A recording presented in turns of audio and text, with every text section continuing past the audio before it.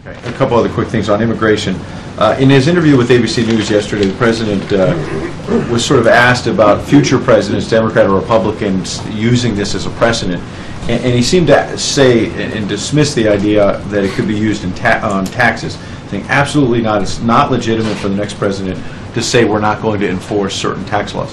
How can he make such a blanket statement when he's applying this principle to immigration law that's on the books? And frankly, he doesn't know if it's a Democrat or Republican, how they're going to approach this. How does this not open the door to a pretty large precedent? That's a good question. I think there are a couple of reasons for that, Ed. The first is we're not talking about whether or not the president's going to enforce certain laws. We're talking about the Department of Homeland Security using prosecutorial discretion to sharpen the focus of enforcement on those who pose a threat to national security and those who pose a threat to public safety. That is consistent with the kinds of executive actions that previous presidents have taken in this area.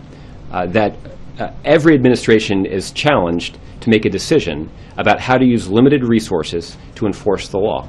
And in this case, the president believes that those limited resources should be focused on cracking down on criminals, on those who pose a threat to public safety, and those, of course, who pose a threat to national security.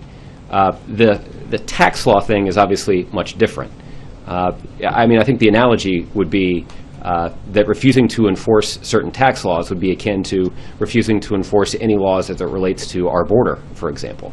That's not at all what the president is doing. In fact, as we've discussed quite a bit over the last couple of years, enforcement at the border is actually up under President Obama, and that's thanks to the investment that we've made in terms of manpower and resources at the border. But I thought George Stephanopoulos was trying to say, you know, the next president could say, I'm going to enforce personal income tax. That's a bigger priority. I'm going to enforce corporate taxes, but capital gains taxes, maybe not as important, and could pick and choose, I think was the point that was made. So how do you know? How do you know this is not a precedent on laws across the books? Well, I guess that's the question that you could have asked President Reagan after he announced his executive action in terms of using prosecutorial discretion to reform the immigration law.